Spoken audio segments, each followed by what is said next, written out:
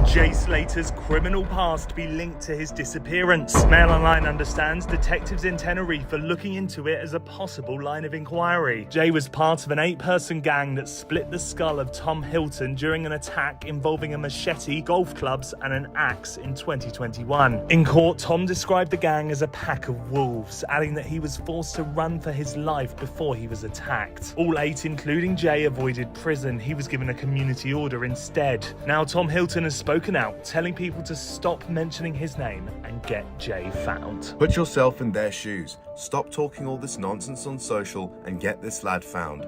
Mentioning my name, all this and that. Have some respect and help find this boy and get him back to his family.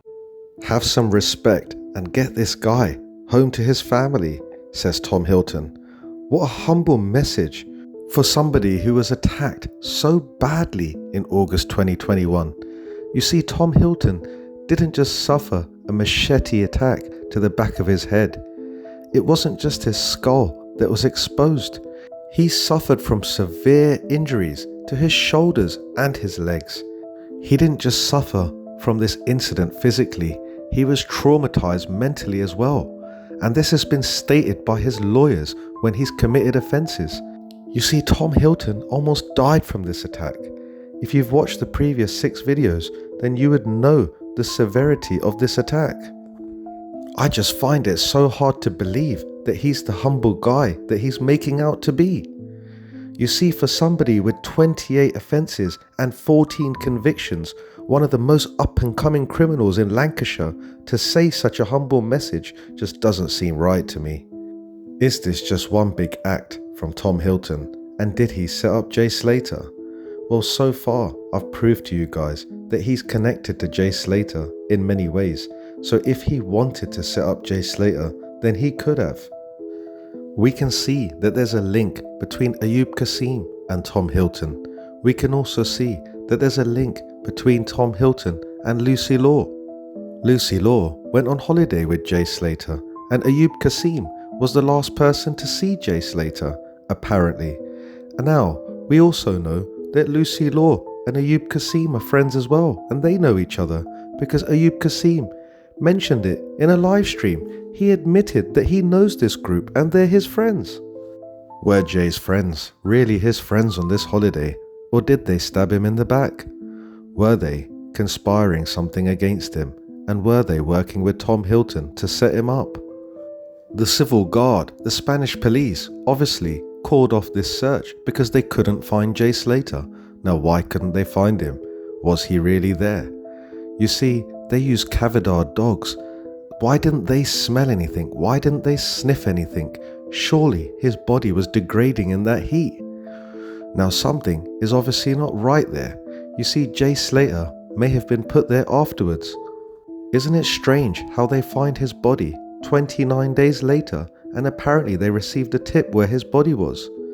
Now, if you've called off the search, how can you all of a sudden find a body 29 days later? And whoever tipped off the civil guard, how did they know that Jay Slater's body was there? Something smells fishy. Something is just not right with this story. What if Jay Slater was kidnapped? What if he was set up by Tom Hilton? And what if Ayub Kassim was the one that helped Tom Hilton set him up?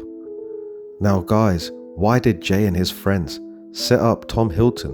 Why did they attack Tom Hilton in the first place? You see, something must have got Jay into this gang culture. For us to understand Jay Slater's character, we need to go even further back than 2021. Let's go back all the way up to 2017. Let me tell you a story about what happened to Jay Slater. Jay was good friends with a boy named James Curry. Now Jay, James Curry, and another one of their friends decided to go out in the town centre.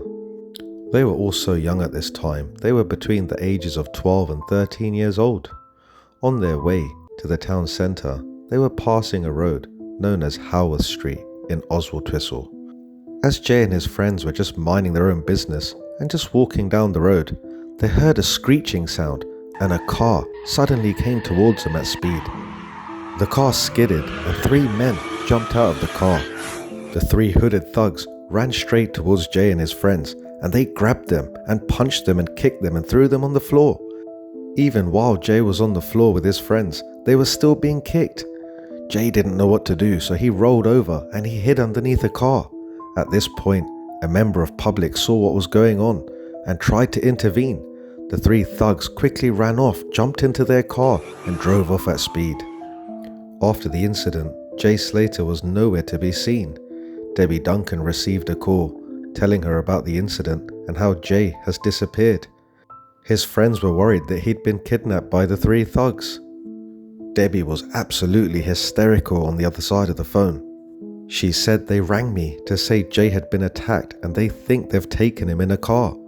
Luckily, after a bit of searching, they found Jay Slater was still hiding underneath the car and he was there all that time. Debbie Duncan, who was 49 at the time of the incident, said he was absolutely terrified when he came home. He was really shook up and had a massive lump on his head. He said they were kicking them when they were on the ground. James got the worst of it. The other one only looks about 9. Now guys, just to give you an idea of the extent of what the injuries were, Lisa Savage, who was James Curry's mother, said that James was left with cuts, bruises and lumps to his head and had to be taken to hospital with blood in his urine after being kicked in the kidneys following the attack. Now these kids were traumatized, and you may be thinking, why were they attacked at such a young age by 3 grown men? Well, James Curry's mum believes that the thugs may have decided to take vigilante action in response to youth nuisance in the local area. Debbie Duncan said that people are saying that there are gangs of youths in Oswaldtwistle, but I know that Jay wasn't involved in that. He had only been out of the house for about half an hour.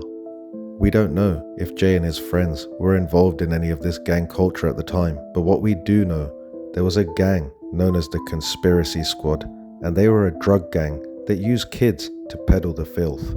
This gang was run by a man named as Patrick Gavin. Patrick recruited, groomed and indoctrinated youths, which controlled a series of deal lines used to take orders from users. Those orders were then dispatched by the 29-year-old through a group of street dealers and runners, and most of them were kids. Now 6 members of this drugs gang have been arrested and charged and even sent to prison. They've been sent to prison for more than 30 years. Now they were arrested just a few years after what happened with Jay and his friends. Now they were apparently operating in this area for years. Lancashire Constabulary said that the street dealers and runners were so proud of the criminal lifestyle that they had been brought into by Gavin that they dubbed themselves the Conspiracy Squad. Detective Sergeant Stu of the East Vulnerable and Exploitation Team said this operation was carried out on the back of concerns raised in the community and information about the possible exploitation of children, and I welcome these sentences which reflect the gravity of the offending.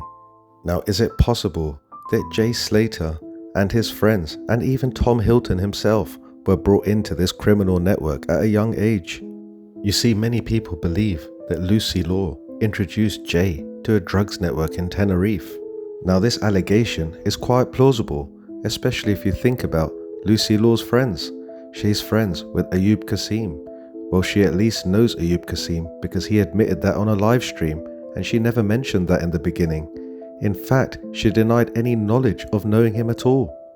Now we all know that Ayub Kasim is a convicted drug dealer that spent almost a decade in prison. Was Jay somehow out of his depth with whatever he was doing in Tenerife at the time? Did he get himself into some sort of trouble? And is Tom Hilton involved in that? Some people believe that Jay Slater's bag was stolen or he gave it to somebody. But when you look at the incident in question, it looks like Tom Hilton.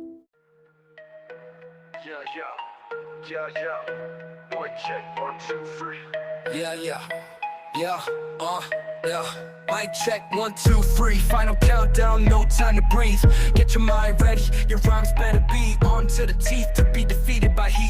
The one they call the GOAT, checkmate on the beat. 跟不上我的节奏 bar flow， 嘴巴闭上，肩膀摇晃的特别一样。你们皱眉，就是被我逐渐带入的迹象。飞上古典，从不必让看我逃避，上落的笔吻上在平地上，遇上预兆如气象，预报意想不到，所以记着带避孕套。